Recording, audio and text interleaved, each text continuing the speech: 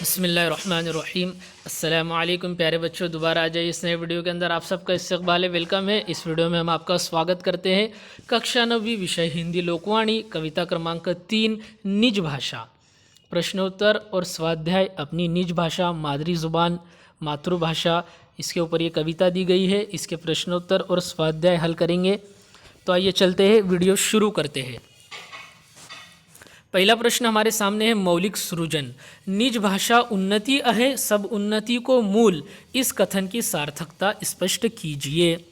तो आइए चलते, इसका उत्तर है निज भाषा उन्नति अहे, सब उन्नति को मूल, इस कथन की सार्थकता। उत्तर, भारतेंदु जी का ये कथन एकदम सही है कि अपनी भाषा की उन्नति के बिना हर प्रकार की उन्नति महत्वहीन है। हमें देश विदेश के साहित्य का, कलाओं का जितना संभव हो ज्ञान प्राप्त ज़रूर करना चाहिए, परंतु उससे अधिक महत्वपूर्ण है कि अपनी भाषा का, अपनी मातृभाषा का समुचित विकास, अपने साहित्य का ज्ञान हमें हो। जब हम अपने साहित्य को अच्छी तरह जानेंगे, समझेंगे, तभी अन्य देशों के साहित्य को समझ सकेंगे। इसलिए गवर्नमेंट ने भी, हुकूमत ने भी जो नई पॉलिसी आ रही है, उसके तहत जो हमारा प्राइमरी एजुकेशन है, प्राथमिक जो हमारा एजुकेशन है, वो मातृभाषा में दिया जाना उसके तहत आवश्यक है। माना जाता है कि साहित्य समाज का दर्पण है। विभिन्न देशों में एक ही समय में होने वाली परिवर्तनों और घटनाओं के साथ अपने देश, समाज में होने वाले बदलावों का हम तभी आकलन कर सकते हैं जब हम अपने साहित्य को अच्छी तरह हमने पढ़ा हो। अगला प्रश्न संभाषणीय है। हिंदी दिवस समारोह के अवसर पर अपने वक्तृत्व में हिंदी भाषा का महत्व प्रस्तुत कीजिए। यहाँ पर एक प्रश्न मैं आपसे पूछता हूँ कि हिंदी दिवस कब होता है, ये आप कमेंट में लिखकर बताएंगे। आइए इसका उत्तर देखते हैं। हिंदी दिवस समारोह के अवसर पर अपने वक्तृत्व में हिंदी भाषा का महत्व, इसका उत्तर है माननीय सभापति महोदय, प्राचार्य जी, मंच पर आसीन अतिथिगण, मेरे गुरुजन वर्ग व प्यारे साथियों, आज हम सब यहाँ पर हिंदी दिवस समारोह मनाने के लिए एकत्र हुए हैं। इस अवसर पर मैं हिंदी भाषा के महत्व के विषय में कुछ कहना चाहूँगी। भारत में बोली जाती है भव्य भाषा अनेक, उन सब में सिरमौर समुन्नत हिंदी भाषा एक। हिंदी हमारे देश की भाषाओं में प्रमुख है, हमारी राष्ट्रभाषा है। इसके माध्यम से हमारे संतों ने, सुधारकों ने, साहित्यकारों ने अपने विचारों का मुक्त भाव से प्रचार किया है। स्वतंत्रता आंदोलन के दौरान क्रांतिकारियों ने विदेशी सत्ता के विरोध में जनमानस तैयार करने के लिए इसी सरल, सुकोमल तथा वैज्ञानिक भाषा का आश्रय लिया, ताकि ये भाषा हमारे पूरे भारत के हर कोने में, हर भाग में बोली और समझी जाती है। इसलिए हमारे जो आंदोलनकारी थे, जो क्रांतिकारी थे, उन्होंने इसी भाषा का उपयोग किया। हिंदी भाषा ऐसी भाषा है जिसे बोलने वाले भारत में लगभग 46 करोड़ और पूरी दुनिया में 80 करोड़ लोग हैं। विश्व के 91 विद्यालयों में हिंदी भाषा पढ़ाई जा रही है। रूस, Germany, Bhutan, Myanmar, Nepal, Sri Lanka, Mauritius, Fiji, Suriname, Uganda, Canada, England, America आदि देशों में हिंदी भाषा बोली व समझी जाती है।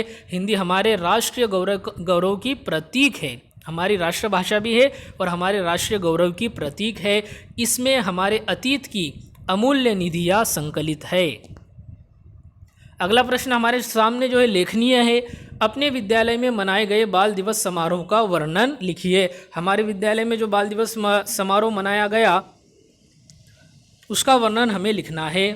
तो आइए चलते, इसका उत्तर है अपने विद्यालय में मनाए गए बाल दिवस समारोह का वर्णन। उत्तर, 14 नवंबर हमारे प्रथम प्रधानमंत्री, हमारे भारत देश के पहले प्रधानमंत्री जवाहरलाल नेहरू का जन्मदिन है।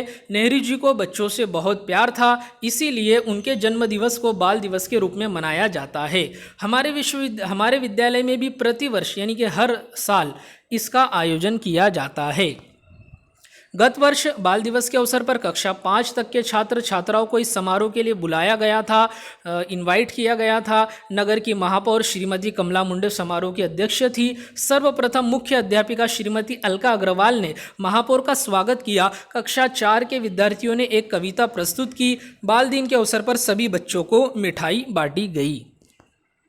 अगला प्रश्न हमारे सामने जो है भाषा बिंदु की ओर से है कि शब्द युग्म, शब्द की जोड़ियाँ पूरे करते हुए वाक्यों में जो है प्रयोग कीजिए।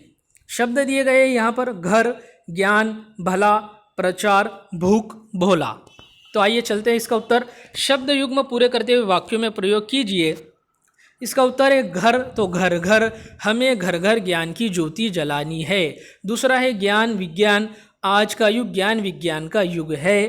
तीसरा है भला बुरा, हमें अपना भला बुरा सोचकर ही किसी नए काम में हाथ डालना चाहिए।